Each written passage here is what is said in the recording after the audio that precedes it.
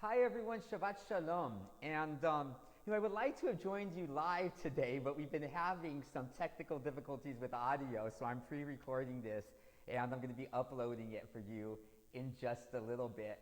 But I wanted to say Shabbat Shalom to everyone and thank everyone who has been keeping me and my family in prayer, especially as I've been recovering. It's been well known that I have been in really bad health. And both, in body and in spirit, I've really needed your prayers. So thank you, everyone who has been extending your prayers. Also for my family, for Mia, who was in the hospital this week with a blood clot. Last week it was Noah in the hospital. He hasn't even turned 1 yet, and he's having surgeries. And my dad has been in the hospital, and now we have things going on with some growths in my lungs, some tumors in my lungs that we're looking at, and all kinds of things. Yeah, there's a lot going on in my personal life, a lot that's going on in business life. But there's a lot of rumors going out there that's saying that, I'm out of the game and that I'm a lot more sick than I really am. And so I would like to let you all know that, the rumors of my demise are greatly exaggerated. I am back, and we're actually today we started opening up the museum. And so we're back to doing this. But that's not what I'm here to talk about today. Right now, what I'm here to talk about is about Shabbat, that it's time for us to rest. And in this place, here at the Boyle Heights History Studios, it's not just a museum and a cultural center just for everyday secular purposes, just for history and stuff, but we also have the spiritual end. This is the meeting place of the Boyle Heights Chavurah, the grassroots Jewish fellowship of East Los Angeles, the last remaining remnant of a living Jewish religious community here in this neighborhood, celebrating not just history, but the living faith culture of Judaism that is still alive here. And I'm the Shliach Tzibur, the appointed prayer leader for this community. Just because I have good Hebrew skills, I got the job. But what I'm here to do is to do Kiddush for everyone, so they can see me doing what I do, and they can know that everything is well. But here, when we begin to make Kiddush, our tradition here in this place is to say Psalm 23. Psalm 23 is an all-around feel-good psalm. It's not just for when people are at funerals and stuff like that. It's actually it has a very important purpose if you listen to the words within the themes of making a table in Shabbat, in which we are celebrating with the symbol of joy with wine. And so let me say the psalm for you here. Mizmor leDavid, Adonai roi lo efsar. A psalm of David. The Lord is my shepherd, I shall not lack. Benoto desher ravatzeni al mei manuchot enachaleni. In lush meadows he makes me lie down. Beside tranquil waters he leads me. Nashi yoshvev yenachaleni b'magle zedek leman shemo. He restores my soul. He leads me on the paths of justice for his name's sake.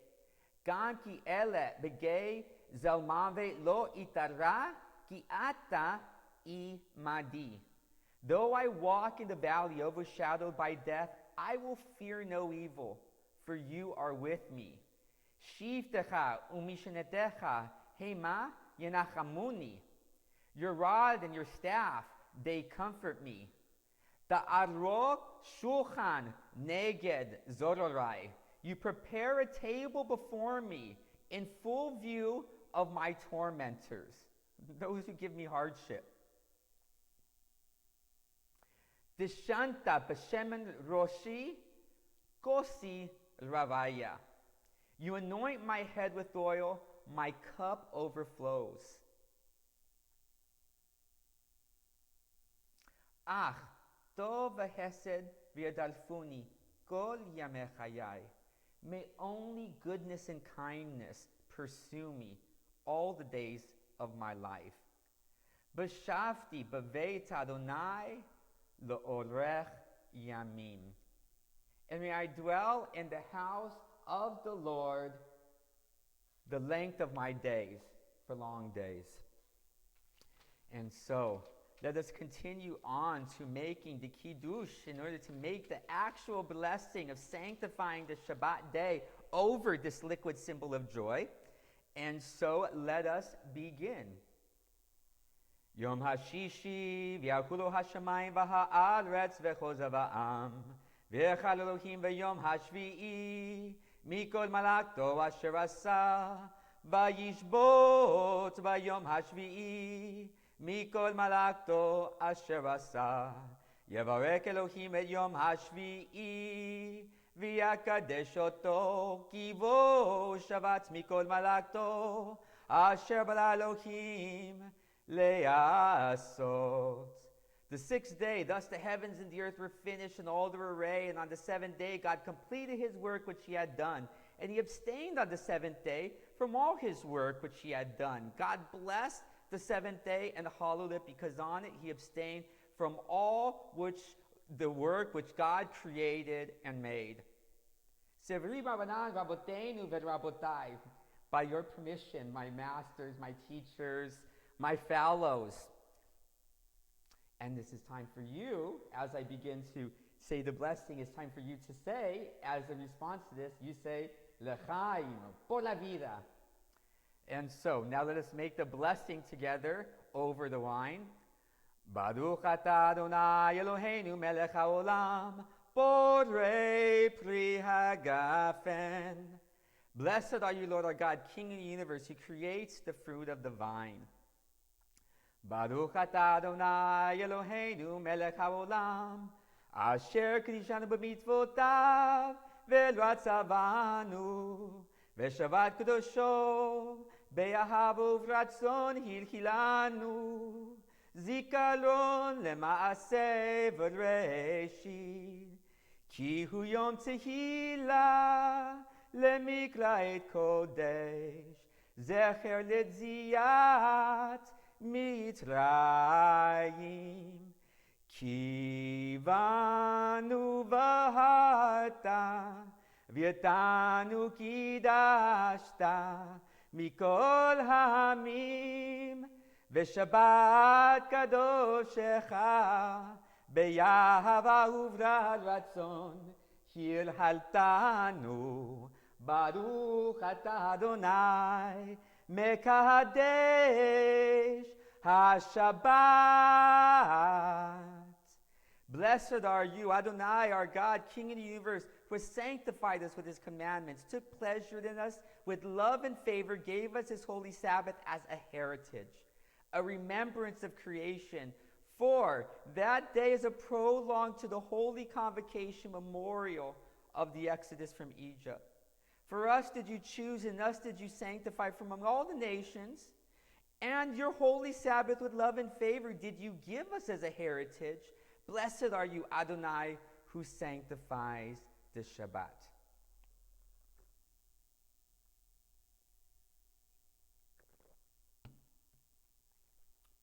L'chaim, l'chaim, por la vida. And I want to thank everyone who's been supporting the work that we do here at the Boyle Heights History Studios. For about 3 years now, we've been operating this space that has many, many uses. We call it the studios because it has recording studios, because we have art represented here and made here. We have a museum here, a full history museum. That's why it's the History Studios. We largely focus on historic music and capturing the history, the oral history of this community. But we also have something that is not just a secular end. We also have a spiritual end. This is also a place in which the last remnants of a Jewish community meets. It's largely a Latino Jewish community in the working class and an elderly community. A lot of people who basically are left behind in these types of parts of the inner city. And so we're glad that we have this big, wonderful 3,000 square foot space in which we have a museum and a space in which we're able to host Shabbat meals and the holidays and all of these things. And I'm very grateful that we've been able to operate this space for 3 years without having to take any grants, without any big money from philanthropy, without any government money. How have we funded this entire thing, and how are we able to do everything for free? The holidays, all the food we hand out, have a free museum that people can come and enjoy all week. Well, it's because it's a labor of love for us. None of us takes a paycheck from this. But what funds this here, this very expensive space, and all the work that we do of doing intercultural work and doing interfaith work, so that people can learn to appreciate and see our shared roots. What funds it is basically our tours. About once a week, I hold a walking tour, and it's about $25 for a walking tour, and enough people come out on the walking tours that is our only source of income. And as my health has been going down, we haven't really had as many tours, but I'm glad to say we have never had to ask for a big handout. We've never had to ask for a grant, philanthropy money. We've never had to sell out our values. We've never had to say no to anyone because they don't fit a certain demographic or a certain litmus test for some type of grant option. And we're very proud that it has all been people power. So thank you. This is the house that you have created. And I want to show you, as we're starting to do some cleanup and stuff around here, I'm starting to make sure that it's embedded into, the very foundations of this place, of what our values are, that people can see them, not just hear us talk about them, but can, see us demonstrate them. But it's important that we have a guiding principle. And we do have a guiding principle. So one of the things I wanted to share with you is that as we have been cleaning up and preparing to reopen this space, we're coming upon Dia de los Muertos, and so we're refreshing our altar that we've actually been keeping up for about 2 years as we have been teaching about the traditions of Dia de los Muertos all year round, but also for our own purposes. Using the lessons that we learned from Dia de los Muertos in order to be able to perpetuate the memory, in order to be able to properly mourn and celebrate the lives of the people that we've lost during COVID. But as we've been refreshing this place and get everything cleaned up for our reopening, I decided that we should really put what our mission statement is, what our value is, that to the community, with the type of values we are promoting in the community. And so it says up here, so that people know why we're here. This center is dedicated to this Jewish and shared interfaith and multicultural value. And what is it? Well, it's basically in these key words from the Torah, from Leviticus 19:18. Ve'ahavta l'recha kamocha, and you shall love your neighbor as yourself. And one of the interesting things about that is that we often forget what the full context of it is. And so, lest we forget, I put it up in multiple languages. It's up there in Spanish, English, Russian, Japanese, Armenian, all the historic languages of the neighborhood and are still represented culturally within this neighborhood. And but what's the larger context of this verse? Well, it reads this way: Thou shalt not take vengeance, nor bear any grudge against the children of thy people, but thou shalt love thy neighbor as thyself. I am the Lord. Leviticus, Vayikra 19:18. En español dice, no te vengarás ni guardarás rencor a los hijos de tu pueblo, sino amarás a tu prójimo como a ti mismo. And, I think that it's really important that when we think about this, it seems like such an easy mission statement, such an easy value for us to dedicate ourselves to. But it's actually rather sophisticated, because in order to love your neighbor, you have to get to know your neighbor. That's the caveat about it. And when you get to know your neighbor, you're going to see what they are dealing with, what they're struggling with, what their hardships are, what they have on their shoulders. And you know what? You're going to want to help them. You're going to want to shoulder that burden with them. And so that's really important, that we not just have this place, but why we're always outside of these walls, trying to raise awareness of the multicultural roots and the interconnectivity of our community in having allies here, and the historic alliances and the values that we all share together. And but that we also are constantly out there in order to be in contact with people to get to know what their real needs are. And when we get to know our neighbors, we'll really have an appreciation for what they're struggling with, and we'll overflow with compassion in order to want to help people. So that is why we're here, in order to be good neighbors. We're learning that lesson. Not everyone is necessarily good neighbors, but that's the thing about brit, about covenants in the Jewish faith, is that even if someone doesn't keep up their end, we all try to keep up our end.